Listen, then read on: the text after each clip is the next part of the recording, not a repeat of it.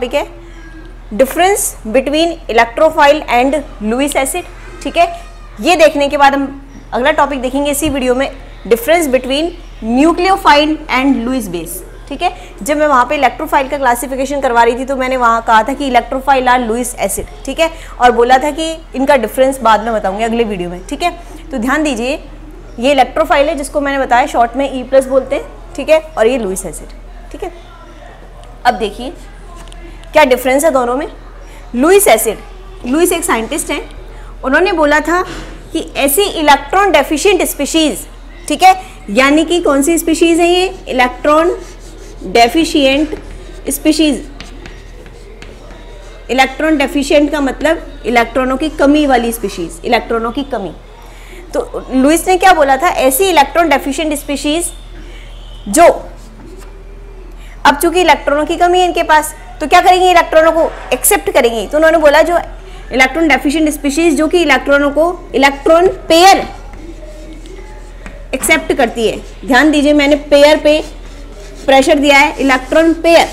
ठीक है, यानी कि इलेक्ट्रॉन डेफिशिएंट स्पीशीज है और इलेक्ट्रॉन्स का पेयर एक्सेप्ट करती है। पेयर का मतलब जोड़ा पूरा, या तो 2 इलेक्ट्रॉन करेगी, 1 नहीं करेगी, या तो 2 करेगी, या 3 नहीं, या फिर 4 करेगी। ठीक है, या 6, 8, इस तरह से इलेक्ट्रॉन जो एक्सेप्ट करेगी उसे क्या बोलेंगे, लुईस एसिड। ठीक है, तो ये तो हमारा लुईस एसिड की बात हुई। अब इलेक्ट्रोफाइल को देखते हैं। इलेक्ट्रोफाइल ये भी इलेक्ट्रॉन डेफिशिएंट स्पीशीज है, मैं बता चुकी हूँ पहले, इलेक्ट्रॉन डेफिशिएंट स्पीशीज। ठीक है, तो ये तो बात हुई दोनों की सिमिलरिटीज की। ये भी इलेक्ट्रॉन डेफिशिएंट स्पीशीज है, ये भी इलेक्ट्रॉन डेफिशिएंट, ये भी इलेक्ट्रॉन एक्सेप्ट करती है और ये भी इलेक्ट्रॉन एक्सेप्ट करती है और ये भी इलेक्ट्रॉन एक्सेप्ट करती है। लेकिन डिफरेंस इतना है कि ये पूरा पेयर एक्सेप्ट करती है, या तो 2 करेगी, 4 करेगी। ठीक है, लेकिन ये कितने भी इलेक्ट्रॉन एक्सेप्ट कर सकती है, 1, 2, 3, 4। ठीक है, कितने भी इलेक्ट्रॉन एक्सेप्ट कर सकती है, जबकि ये केवल पेयर में ही एक्सेप्ट करती है। तो ये दोनों के बीच में मेन डिफरेंस हुआ इलेक्ट्रोफाइल एंड लुईस एसिड। ठीक है, अब ध्यान दीजिए, मैं कह सकती हूं कि ऑल लुईस एसिड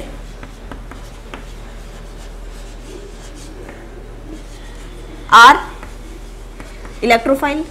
जितने भी लुईस एसिड हैं वो क्या इलेक्ट्रोफाइल हैं, क्या है, बिल्कुल हैं। ठीक है, क्योंकि जितने भी लुईस एसिड हैं उनको इलेक्ट्रॉनों की जरूरत है, 2 की, 4 की, 6 की, 8 की। ठीक है, और इलेक्ट्रोफाइल भी हमारा 1, 2, ठीक है, 3, यानी कि 2 भी इसके अंदर आ गया, ये 4 भी आ गया। ठीक है, तो हम कह सकते हैं ऑल लुईस एसिड, जितने भी लुईस एसिड हैं वो क्या है, इलेक्ट्रोफाइल हैं। लेकिन अगर मैं बोलूं कि all electrophile are Lewis acid, ध्यान दीजिए, ये ऑल इलेक्ट्रोफाइल, जितने भी इलेक्ट्रोफाइल हैं वो क्या लुईस एसिड हैं, क्या जितने भी इलेक्ट्रोफाइल है। ठीक है, बिल्कुल नहीं है। देखिए यहाँ तो 1 इलेक्ट्रॉन भी एक्सेप्ट हुआ है जबकि वहां नहीं हो रहा, यानी कि या 3 भी एक्सेप्ट हो रहा है जबकि वहां नहीं हो रहा, यानी कि ये वाले जो इलेक्ट्रोफाइल है जो 1, 3, 5, ये वाले जो स्पीशीज है वो जो ये 1 और 3 इलेक्ट्रॉन एक्सेप्ट कर रही है वो लुईस एसिड नहीं है। लुईस एसिड कौन सी वाली, केवल 2 इलेक्ट्रॉन वाली, 4 इलेक्ट्रॉन वाली, ये ही लुईस एसिड है, ये वाली लुईस एसिड है। जबकि ये केवल क्या है, इलेक्ट्रोफाइल है, ये लुईस एसिड की श्रेणी में नहीं आती है। यानी कि मैं कह सकती हूँ कि all electrophile are not Lewis acid. समझ में आई बात? ठीक है, तो स्टेटमेंट के अंदर कभी कभी क्वेश्चंस आ जाते हैं, ध्यान रखना, all Lewis acid are electrophile. ठीक है, लेकिन all electrophile are not Lewis acid. ठीक है, एग्जाम्पल मैं आपको दे रही हूं, ध्यान दीजिए, यहां एग्जाम्पल दे रही हूं, CH3 रेडिकल, फ्री रेडिकल बोलते हैं इसको यहाँ पे। ठीक है, तो मैं इसको अगर लिखूं, इसको CH3, ये रेडिकल है। कितने इलेक्ट्रॉन है कार्बन के पास, 1, 2, 3, 4, 5, 6, 7, कितने इलेक्ट्रॉन है, 7 इलेक्ट्रॉन इसके पास है। ये इलेक्ट्रॉन डेफिशिएंट स्पीशीज है। ठीक है, अब इसको कितने इलेक्ट्रॉन की जरूरत है, 8 इलेक्ट्रॉन होने में 1 इलेक्ट्रॉन की जरूरत है। कितने की जरूरत है इसको, ओनली 1 इलेक्ट्रॉन की जरूरत है। ठीक है, तो ये कितने एक्सेप्ट करेगी, 1 एक्सेप्ट करेगी। ठीक है, 1 इलेक्ट्रॉन एक्सेप्ट करेगी, तो बताओ क्या होगा, ये 1 इलेक्ट्रॉन एक्सेप्ट करने वाली स्पीशीज क्या होती है, इलेक्ट्रोफाइल होती है। तो ये इलेक्ट्रोफाइल तो है, CH3 रेडिकल इलेक्ट्रोफाइल तो है, बट लुईस एसिड है क्या, इसमें एक इलेक्ट्रॉन है क्या, कहीं नहीं है, 2 से स्टार्ट हो रहा है, ठीक है, यानी कि लुईस एसिड नहीं है। इलेक्ट्रोफाइल तो है पर लुईस एसिड नहीं है, ठीक है, इलेक्ट्रोफाइल है पर लुईस एसिड नहीं है। तो हमारा ये स्टेटमेंट देखिए, all electrophile are not Lewis acid, ठीक है, सारे इलेक्ट्रोफाइल लुईस एसिड नहीं है, जैसे एग्जांपल है CH3 रेडिकल, ठीक है। तो ये तो हमारा डिफरेंस हुआ इलेक्ट्रोफाइल और लुईस एसिड के बीच में। देखिए अब हम पढ़ते हैं न्यूक्लियोफाइल एंड लुईस बेस में डिफरेंस। न्यूक्लियोफाइल को न्यूक्लियोफिलिसिटी भी बोलते हैं, ठीक है, उसी तरह इलेक्ट्रोफाइल को इलेक्ट्रोफिलिसिटी भी बोलते हैं, ठीक है। जितना अच्छा न्यूक्लियोफाइल होगा उसकी न्यूक्लियोफिलिसिटी उतनी ही अच्छी होगी, और जितना बैड न्यूक्लियोफाइल होगा उसकी न्यूक्लियोफिलिसिटी भी उतनी ही बैड होगी। उसी तरह वहाँ पे भी जितना अच्छा इलेक्ट्रोफाइल होगा उतनी ही इलेक्ट्रोफिलिसिटी अच्छी होगी, ठीक है। तो यहाँ पे न्यूक्लियोफाइल को न्यूक्लियोफिलिसिटी भी बोलते हैं और लुईस बेस को बेसिसिटी भी बोलते हैं। जितना अच्छा लुईस बेस उसकी बेसिसिटी उतनी ही अच्छी, और जितना बैड लुईस बेस उसकी बेसिसिटी उतनी ही बैड, ठीक है।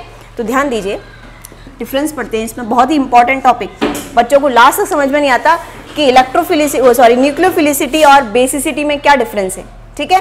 तो ध्यान दीजिए, बेसिसिटी या लुईस बेस, वही लुईस साइंटिस्ट, पहले मैं सिमिलरिटी बता दी, जो सिमिलरिटी है वो देख लीजिए एक बार, क्या सिमिलरिटी है। लुईस नामक साइंटिस्ट थे, उन्होंने वही बोला कि ऐसी इलेक्ट्रॉन रिच स्पीशीज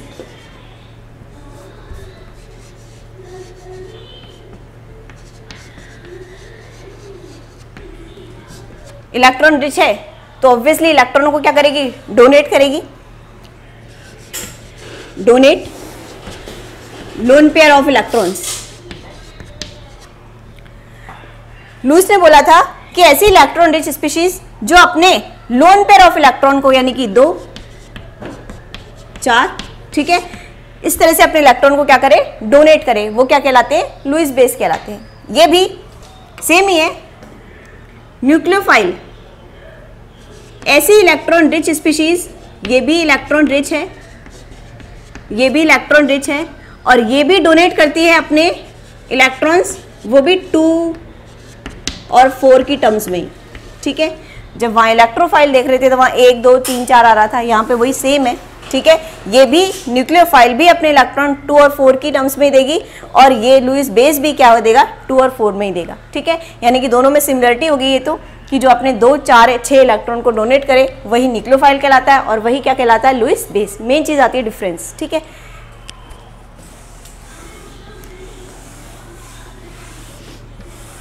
देखिए लुईस बेस ऐसा मतलब लुईस बेस उसे कहेंगे जो अपने इलेक्ट्रॉन्स को केवल और केवल H+ को दे। किसको दे, जो अपने इलेक्ट्रॉन्स को केवल और केवल किसको दे, H+ को दे, वही क्या होगा, लुईस बेस होगा। B- भी लिख सकते हैं, ठीक है। तो लुईस बेस यानी कह सकते हैं affinity for H+, affinity for किसके लिए, केवल H+ के लिए अफिनिटी है इसकी, इसमें केवल और केवल किसको देगा, अपने इलेक्ट्रॉन्स H+ को देगा। जबकि न्यूक्लियोफाइल जो है Nu-, वहां पर B- भी लिख सकते थे, Nu- अपने इलेक्ट्रॉन एक्सेप्ट H+ किसी भी स्पीशीज को दे सकता है। मैं किसी भी स्पीशीज को A बोल रही हूँ, उस पर पॉजिटिव चार्ज है, ठीक है, लेकिन H+ नहीं होगा यहाँ पर, एक्सेप्ट H+। H+ को छोड़कर किसी भी स्पीशीज को अपने इलेक्ट्रॉन दे सकता है। न्यूक्लियोफाइल H+ को छोड़कर किसी भी स्पीशीज को, मैंने A से डिनोट किया है, किसी भी स्पीशीज को अपने इलेक्ट्रॉन दे सकता है। मेन डिफरेंस मतलब ये हुआ, एक डिफरेंस देख लीजिए, ये केवल H+ को देगा, जबकि ये किसी को भी दे सकता है, H+ को नहीं, लेकिन ठीक है। अब देखिए, अब अगला डिफरेंस हम क्वेश्चन से समझेंगे। बहुत बार एग्जाम में वो क्वेश्चंस जो मैं अभी बोर्ड पे लिख रही हूँ वो आ भी चुके हैं, बहुत सारे RPSC के एग्जाम्स में या नीट वगैरह के एग्जाम्स में, नेट में भी ये क्वेश्चन आ चुके हैं। क्वेश्चन है NH3, PH3, नाइट्रोजन वाली लाइन न्यूजीलैंड, पाकिस्तान, ऑस्ट्रेलिया सब बिके, SbH3 बिके, BiH3 और उसको नहीं ले रही, ये ले रही हूँ, न्यूजीलैंड, पाकिस्तान, ऑस्ट्रेलिया सब, ठीक है। तो NH3 PH3 हाइड्राइड ले ली मैंने, नाइट्रोजन फैमिली के सारे हाइड्राइड हैं। अब क्वेश्चन आएगा, इनको अरेंज कीजिए न्यूक्लियोफिलिसिटी के ऑर्डर में। किसके ऑर्डर में अरेंज करना है? न्यूक्लियोफिलिसिटी के ऑर्डर में भी अरेंज करना है इनको, और बेसिसिटी या लुईस बेस के ऑर्डर में भी अरेंज करना है। कहने का मतलब ये, इनमें से सबसे ज्यादा स्ट्रॉन्ग न्यूक्लियोफाइल कौन होगा, या कह सकते हैं कि सबसे ज्यादा अच्छी न्यूक्लियोफिलिसिटी किसकी होगी इनमें से, ठीक है। इसी तरह कह सकते हैं कि सबसे स्ट्रॉन्ग बेस कौन सा होगा, या सबसे अच्छी बेसिसिटी किसकी होगी। तो ध्यान दीजिए, ऑर्डर में जमाएंगे हम पहले, सेम भी हो सकता है ऑर्डर और डिफरेंस भी हो सकता है, ठीक है, डिफरेंट भी हो सकता है। तो ध्यान दीजिए, मैं अभी नाइट्रोजन ले रही हूँ, नंबर होता है 7, 1s2 2s2 2p3, ठीक है। और नाइट्रोजन के बाद मैं फॉस्फोरस ले रही हूँ, नंबर होता है 15, 1s2 2s2 2p6 3s2 3p3, ठीक है। कितनी शेल है इसमें? एक तो ये रही, एक और 2 शेल है, और इसमें 1 2 3 शेल है, ठीक है। यानी कि साइज किसका बड़ा है? इसका साइज बड़ा है, 3 शेल है, इसमें 2 ही शेल थी, ठीक है। मैं अगर बनाऊं, ये न्यूक्लियस है, ये एक शेल हो गई, ये दूसरी शेल हो गई, तो ये कौन हो गया? नाइट्रोजन। उसी तरह से मैं फॉस्फोरस बना रही हूँ, ये न्यूक्लियस है, एक शेल, 2 शेल और कितनी शेल? 3 शेल, ये मैंने बना दिया फॉस्फोरस, ठीक है। अब देखिए बेसिसिटी की बात कर रही हूँ मैं, और फिर अब न्यूक्लियोफिलिसिटी में भी यही बना देती हूँ। नाइट्रोजन में 2 शेल बना दी, फॉस्फोरस में मैंने 3 शेल बना दी, ठीक है। अब देखिए, मैंने बस ये कुछ नहीं किया, इलेक्ट्रॉनिक कॉन्फ़िगरेशन लिखा है उनका और उनके डायग्राम्स बनाए, इस तरह शेल बना दिए। इनमें इलेक्ट्रॉन होंगे, जैसे इनमें फर्स्ट सेल में कितने इलेक्ट्रॉन है? 2 इलेक्ट्रॉन है, और सेकंड में 5, 1 2 3 4 5। इसी तरह इसमें भी इलेक्ट्रॉन होंगे, लास्ट वाली के बना रही हूँ मैं, 5 इलेक्ट्रॉन। अंदर वाली में कितने होंगे? 6 और 2 8 होंगे, 1 4 5 6 7 8। और फर्स्ट वाली शेल में कितने इलेक्ट्रॉन होंगे? 2 इलेक्ट्रॉन। इसी तरह इसमें भी इलेक्ट्रॉन होंगे, ठीक है, बना नहीं रही मैं। इसी तरह सेम इसमें भी इलेक्ट्रॉन होंगे। अब न्यूक्लियोफिलिसिटी क्या होती है? इलेक्ट्रॉनों को डोनेट करना। ये नाइट्रोजन है, ये फॉस्फोरस है। नाइट्रोजन पे हम जानते हैं लोन पेयर रहता है, फॉस्फोरस पे भी एक रहता है। ये इलेक्ट्रॉन डोनेट होंगे, ये वाले। किस इलेक्ट्रॉन डोनेशन की बात हो रही है? ये वाले इलेक्ट्रॉन्स की, ठीक है। न्यूक्लियोफिलिसिटी के अंदर H+ को छोड़कर किसी भी चीज को इलेक्ट्रॉन देना है अपने को, किसी भी स्पीशीज को इलेक्ट्रॉन देना है। मान लो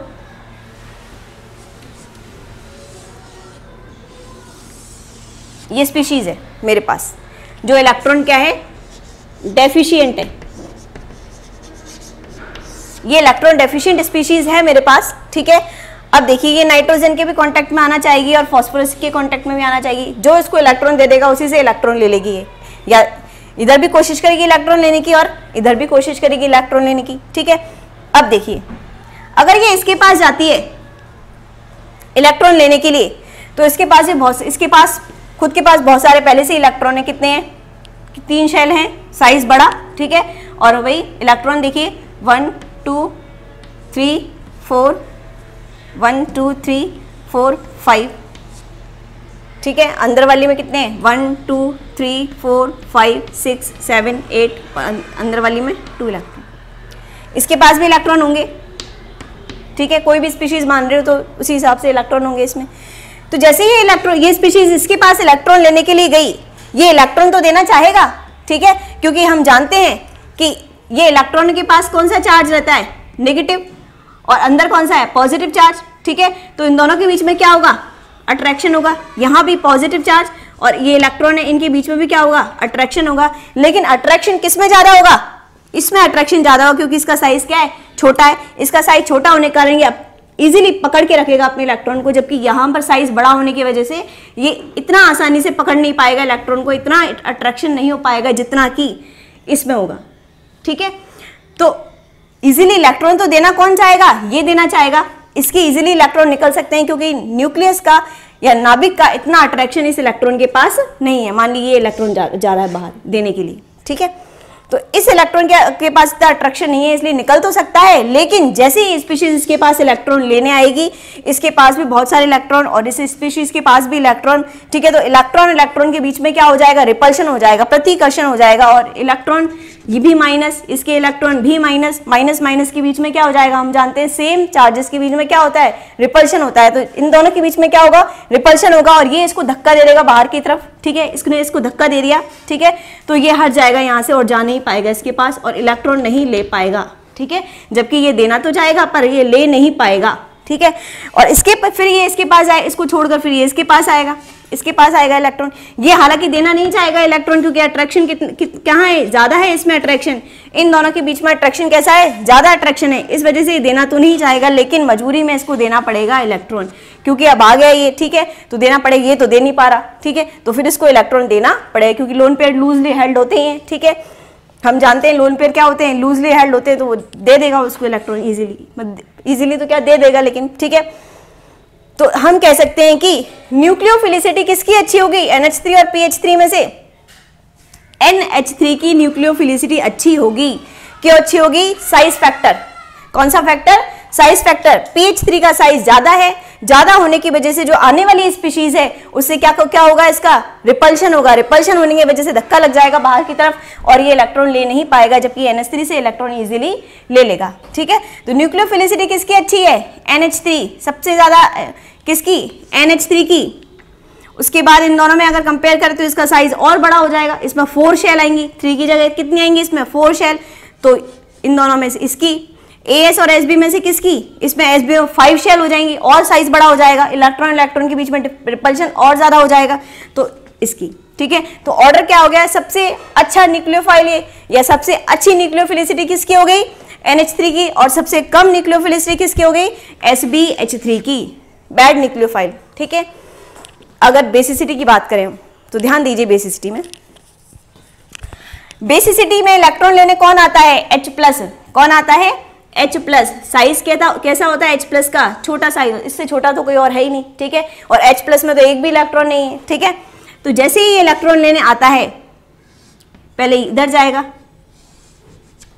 ठीक है, इधर भी जाने की कोशिश करेगा, तो जैसे इधर जाएगा ये, ठीक है, तो इलेक्ट्रॉन के बीच में रिपल्शन तो होगा ही नहीं क्योंकि इलेक्ट्रॉन है ही नहीं, बहुत छोटा साइज है इसका, ठीक है, तो इजीली इलेक्ट्रॉन, और ये भी अवेलेबल इजीली करवा देगा इसको इलेक्ट्रॉन, क्योंकि प्लस और इसका जो नेगेटिव है इलेक्ट्रॉन है उसके बीच में मैंने बताया था साइज बड़ा है, तो साइज बड़ा है तो इन दोनों के बीच में क्या है, साइज बड़ा होने की वजह से ये जो नाभिक है वो अपने इलेक्ट्रॉनों का ध्यान नहीं रख पा रहा है, ठीक है, साइज बड़ा है तो इन दोनों के बीच में जो आकर्षण है, अट्रैक्शन है, वो क्या हो जाएगा, कम हो जाएगा, तो इजीली निकल जाएगा इलेक्ट्रॉन और H+ को दे दिया जाएगा, ठीक है, जबकि अगर यहाँ जाएगा, ठीक है, तो क्या होगा, इसके कंपैरेटिवली इलेक्ट्रॉन इजीली निकल नहीं पाएगा क्योंकि इलेक्ट्रॉन और न्यूक्लियस के बीच में क्या है, अट्रैक्शन ज्यादा है, तो इलेक्ट्रॉन नहीं ले पाएगा, जबकि यहाँ क्या स्थिति हो रही थी, यहाँ उल्टा ही हो रहा था, यहाँ क्या हो रहा था कि जो आने वाली स्पीशीज है उसका साइज बड़ा था, साइज बड़ा होने के कारण ये इलेक्ट्रॉन देना चाहने के बावजूद भी दे नहीं पा रहा था, फिर इस मजबूरी में इसने इससे लिया, जबकि यहाँ तो क्या है कि पहले ये आराम से दे ही रहा है तो इसके पास जाने की जरूरत ही नहीं है, ये इजीली दे ही रहा है इलेक्ट्रॉन, क्योंकि इसका साइज छोटा, तो ये इसके पास लेने जाएगा तो रिपल्शन नहीं हो पाएगा, इसके इलेक्ट्रॉन और इसके इलेक्ट्रॉन के बीच में रिपल्शन नहीं हो पाएगा, या होगा तो बहुत कम होगा, ठीक है, तो इजीली इलेक्ट्रॉन ले लेगा इससे और इससे इलेक्ट्रॉन ले नहीं पाएगा, मतलब कंपैरेटिवली, ठीक है, तो बेसिसिटी किसकी अच्छी होगी, बताइए, सबसे अच्छी बेसिसिटी जिसका साइज सबसे ज्यादा, क्योंकि साइज ज्यादा होगा तो नाभिक और इलेक्ट्रॉन दोनों के बीच में क्या होगा, आकर्षण कम हो जाएगा और बाहर से इलेक्ट्रॉन इजीली निकल जाएगा, ठीक है, तो जिसका साइज बड़ा उसकी बेसिसिटी अच्छी, ठीक है, तो सबसे बड़ा साइज किसका है, SbH3 का, तो बेसिसिटी सबसे अच्छी किसकी हो जाएगी, बेसिसिटी सबसे अच्छी SbH3 की, SbH3 के बाद कौन आ रहा है? ASH3। ASH3 के बाद PH3 और सबसे कम बेसिसिटी NH3 की होगी, यानी कि ऑर्डर उल्टा हो गया। न्यूक्लियोफिलिसिटी में NH3 की न्यूक्लियोफिलिसिटी सबसे अच्छी थी, जबकि बेसिसिटी में NH3 की न्यूक्लियोफिलिसिटी सबसे कम है। साइज फैक्टर, ठीक है, यहाँ पे साइज फैक्टर आ गया न्यूक्लियोफिलिसिटी में, ठीक है। और H+ का तो साइज मैटर ही नहीं करता, बहुत छोटा साइज होता है, इसलिए इजीली इलेक्ट्रॉन दे ही देगा इसको ही, ठीक है। तो ये एक एग्जाम्पल के थ्रू मैंने बताया। अब नेक्स्ट दूसरा देखिए, एक क्वेश्चन और है जो आरपीसी के एग्जाम्स में, नीट, CSIR, नेट वगैरह के एग्जाम्स में बार बार पूछा जाता है। CH3 negative, NH2 negative, OH negative and F negative, ठीक है। क्वेश्चन इस तरह से भी आ सकता है कि इनको बेसिसिटी के ऑर्डर में जमाइए, ठीक है, या फिर इस तरह से आ सकता है कि इनको न्यूक्लियोफिलिसिटी के ऑर्डर में अरेंज कीजिए, ठीक है। इस तरह से भी क्वेश्चन बना सकते हैं ऑप्शंस में कि इन सब में मोर बेसिक कौन है, मोर बेसिक मतलब सबसे ज्यादा बेसिक कौन है, ठीक है, या इन सब में लेस बेसिक, लेस बेसिक का मतलब कम बेसिक, ठीक है। या फिर न्यूक्लियोफिलिसिटी से पूछ सकता है कि इन सब में सबसे ज्यादा न्यूक्लियोफिलिसिटी किसकी है, या फिर ये पूछ सकता है कि सब में सबसे कम न्यूक्लियोफिलिसिटी किसकी है, ठीक है। तो इस तरह से क्वेश्चन बन सकते हैं। तो देखिए, जब हम ये वाला पढ़ रहे थे NH3, PH3, ASH3, SbH3, तो हम ग्रुप में अप टू डाउन आ रहे थे, ठीक है। हम जानते हैं ग्रुप में अप टू डाउन आते हैं तो एक शेल बढ़ जाती है, ठीक है। एक एक शेल में मैंने वहाँ दिखाया था तुमको कि शेल कैसे बढ़ रही है, शेल के बढ़ने से साइज में किस तरह से इंक्रीमेंट हो रहा है, ठीक है। अब यहाँ देखिए, अगर मैं कार्बन का नंबर लिखती हूँ 6, 1s2, 2s2, 2p2, नाइट्रोजन का है 7, 1s2, 2s2, 2p3। कितनी शेल है कार्बन के अंदर? एक शेल और ये दूसरी शेल, ठीक है। इसके अंदर भी एक शेल, तो ये हो गई, और ये तुम्हारी कौन सी होगी? दूसरी शेल, ठीक है। अब देखिए, हम इसका बनाते हैं, साइज बनाते हैं या फिर इसका डायग्राम बनाते हैं। देखिए, न्यूक्लियस, फर्स्ट सेल में कितने इलेक्ट्रॉन है? 2 इलेक्ट्रॉन। एंड ये वाली सेकंड शेल में कितने इलेक्ट्रॉन है? 4, 1, 2, 3 एंड 4, ठीक है। अब नाइट्रोजन का बनाते हैं न्यूक्लियस, ठीक है। फर्स्ट सेल में कितने इलेक्ट्रॉन है? 2 इलेक्ट्रॉन। एंड सेकंड शेल में कितने इलेक्ट्रॉन है? 3 and 2, 5, 1, सॉरी वापस बनाती हूँ मैं। Nucleus, first shell and second shell. First shell में कितने इलेक्ट्रॉन है? 2 इलेक्ट्रॉन है।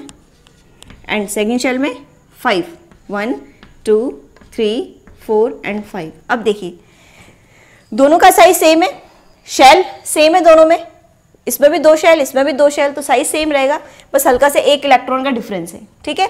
तो हम जब भी पीरियड में लेफ्ट टू राइट जाते हैं तो साइज इतना मैटर नहीं करता है, क्योंकि साइज तो सेम है, शेल सेम है, बस 1 इलेक्ट्रॉन। हाँ, हालांकि साइज थोड़ी सी कम होती है, पीरियड में जाते हैं लेफ्ट टू राइट तो थोड़ी साइज में कमी होती है, लेकिन इतना कोई मैटर नहीं करती साइज। जब हम पीरियड में जाते हैं तो साइज मैटर नहीं करती, हमारी इलेक्ट्रोनेगेटिविटी मैटर करती है, ठीक है। साइज तो मैंने यहाँ बनाई थी, इसको मैं क्लियर कर रही हूँ। देखिए, हम जब पीरियड में लेफ्ट टू राइट जाते हैं तो हमारी इलेक्ट्रोनेगेटिविटी मैटर करती है। क्या मैटर करती है? इलेक्ट्रोनेगेटिविटी। एंड हम अच्छे से जानते हैं कि जब इधर से इधर जाते हैं, लेफ्ट टू राइट जाते हैं, तो हमारी इलेक्ट्रोनेगेटिविटी बढ़ती जाती है, ठीक है। इलेक्ट्रोनेगेटिविटी इंक्रीज होती जाती है जब हम पीरियड में लेफ्ट टू राइट जाते हैं, ठीक है। तो इलेक्ट्रोनेगेटिविटी का ऑर्डर क्या हो गया, मुझे बताइए? इंक्रीज हो रही है, ठीक है। तो सबसे ज्यादा इलेक्ट्रोनेगेटिविटी किसकी होगी? F की होगी। उससे कम O की, उससे कम N की, एंड सबसे कम किसकी होगी? कार्बन की। ये हमारा इलेक्ट्रोनेगेटिविटी ऑर्डर है। कौन सा ऑर्डर है?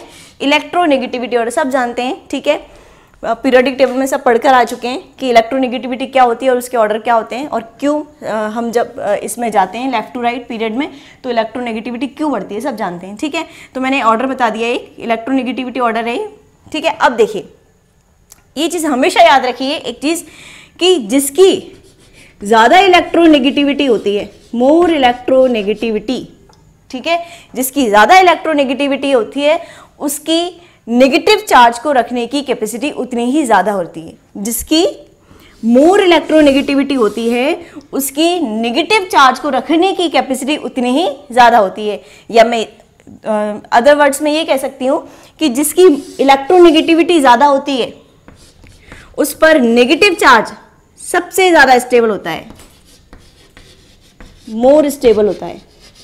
जिसकी इलेक्ट्रोनेगेटिविटी ज्यादा होगी उस पर नेगेटिव चार्ज ज्यादा स्टेबल होगा, ठीक है। अब देखिए, अब यहां से क्वेश्चन सॉल्व करते हैं।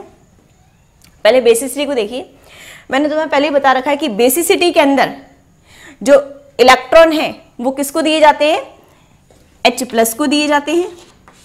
किसको दिए जाते हैं, H+ को दिए जाते हैं। जबकि न्यूक्लियोफिलिसिटी के अंदर जो अपने एक्स्ट्रा इलेक्ट्रॉन है, ये नेगेटिव एक्स्ट्रा इलेक्ट्रॉन है, ठीक है। जबकि न्यूक्लियोफिलिसिटी के अंदर जो अपने एक्स्ट्रा इलेक्ट्रॉन है वो किसको दिए जाएंगे, H+ को छोड़कर कोई भी स्पीशीज, जो इसको मैंने A माना था, ठीक है, H+ को छोड़कर किसी भी स्पीशीज को अपने इलेक्ट्रॉन ये जब देगा, कोई नेगेटिव, कोई भी इस तरह का जो स्पीशीज है, जब H+ को छोड़कर अपने इलेक्ट्रॉन किसी भी स्पीशीज को देगा जिस पर पॉजिटिव चार्ज होगा तो वो न्यूक्लियोफिलिसिटी कहलाएगी, और जब H+ को देगा वो क्या कहलाएगी, बेसिसिटी कहलाएगी। अब देखिए, ठीक है, साइंस तो इतना मैटर कर नहीं रहा, ग्रुप में पीरियड में जाते हैं लेफ्ट टू राइट, मैटर कर रही है इलेक्ट्रोनेगेटिविटी। फिर मैंने बताया कि इलेक्ट्रोनेगेटिविटी सबसे ज्यादा फ्लोरीन की है, ठीक है।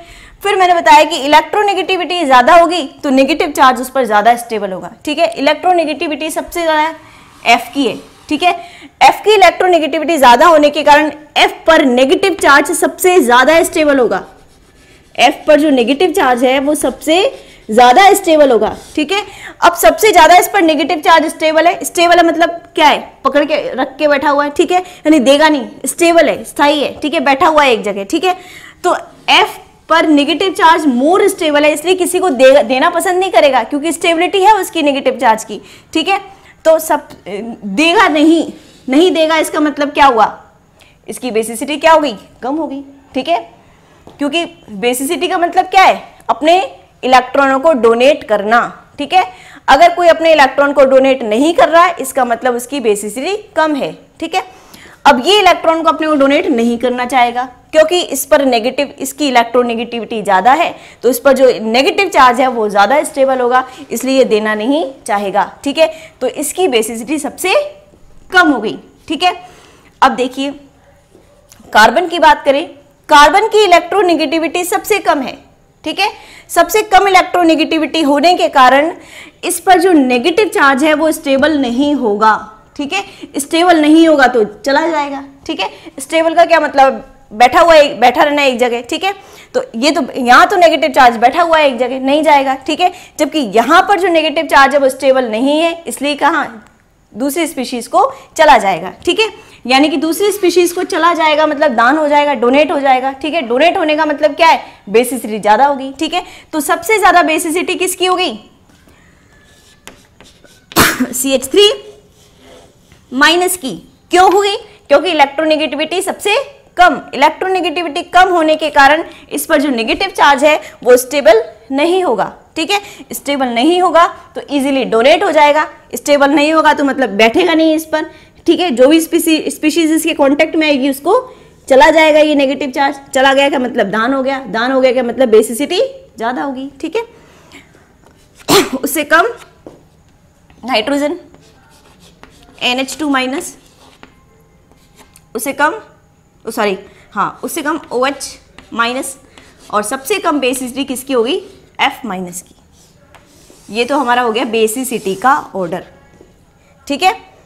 अब न्यूक्लियोफिलिसिटी में वही हो रहा है, ठीक है। साइज वाइज तो सेम ही है दोनों की, ठीक है। तो वहाँ लेने से तो कोई मतलब ही नहीं, तो साइज सेम है तो वही देना तो इलेक्ट्रॉन है ही, इसको भी देना है, इसको भी देना है, ठीक है। तो वही इलेक्ट्रोनेगेटिविटी लगेगी इसमें भी। इलेक्ट्रोनेगेटिविटी किसकी ज़्यादा है, सबसे फ्लोरीन की।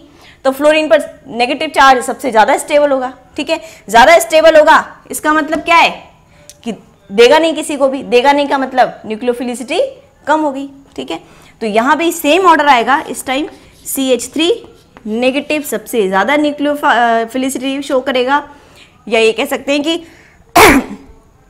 सबसे स्ट्रॉन्ग न्यूक्लियोफाइल होगा, ठीक है। CH3 माइनस सबसे स्ट्रॉन्ग न्यूक्लियोफाइल है, या कह सकते हैं कि न्यूक्लियोफिलिसिटी इसकी सबसे स्ट्रॉन्ग है, सबसे ज़्यादा है। इसके बाद वही NH2 माइनस, इसके बाद OH माइनस, और उसके बाद F माइनस, यानी कि दोनों ही ऑर्डर हमारे क्या हैं, सेम हैं। जब हम पीरियड में लेफ्ट टू राइट जाते हैं तो हमारा बेसिसिटी और न्यूक्लियोफिलिसिटी ऑर्डर हमारा सेम आता है, ठीक है। तो अगर मैं पूछूं कि सबसे ज़्यादा बेसिसिटी किसकी है, CH3 माइनस की। सबसे ज़्यादा न्यूक्लियोफिलिसिटी किसकी है, CH3 माइनस। सबसे कम बेसिसिटी F माइनस, सबसे कम न्यूक्लियोफिलिसिटी F माइनस की, ठीक है। तो हम देखें, जब मैंने ये वाला क्वेश्चन तुम्हें करवाया था, इसमें हम अप टू डाउन आ रहे हैं, ठीक है। तो मैंने बताया था बेसिसिटी और न्यूक्लियोफिलिसिटी का जो ऑर्डर है वो ऑपोजिट था, यानी कि जो सबसे ज़्यादा बेसिक था उसकी न्यूक्लियोफिलिसिटी सबसे कम थी। यानी कि मैं कह सकती हूँ कि जब हम ग्रुप में अप टू डाउन आते हैं तो न्यूक्लियोफिलिसिटी और बेसिसिटी का ऑर्डर जस्ट ऑपोजिट होता है। जिसकी न्यूक्लियोफिलिसिटी सबसे ज़्यादा होती है उसकी बेसिसिटी सबसे कम होती है। जबकि हम पीरियड में लेफ्ट टू राइट जाते हैं तो न्यूक्लियोफिलिसिटी और बेसिसिटी दोनों के ऑर्डर हमारे सेम होते हैं। तो ध्यान रखना, जब भी इस तरह के क्वेश्चन आए, अगर पीरियड का क्वेश्चन पूछ रहा है तो बेसिसिटी और न्यूक्लियोफिलिसिटी हमारी सिमिलर रहेगी।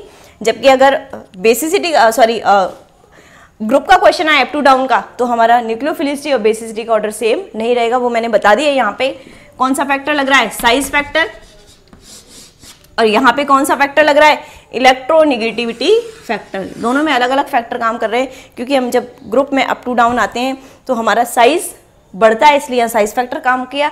और जब हम लेफ्ट टू राइट जाते हैं तो साइज इतनी मैटर नहीं करती है, इलेक्ट्रोनेगेटिविटी ज़्यादा मैटर करती है वहाँ पे, इसलिए यहाँ पे कौन सा फैक्टर काम किया, इलेक्ट्रोनेगेटिविटी, ठीक है। तो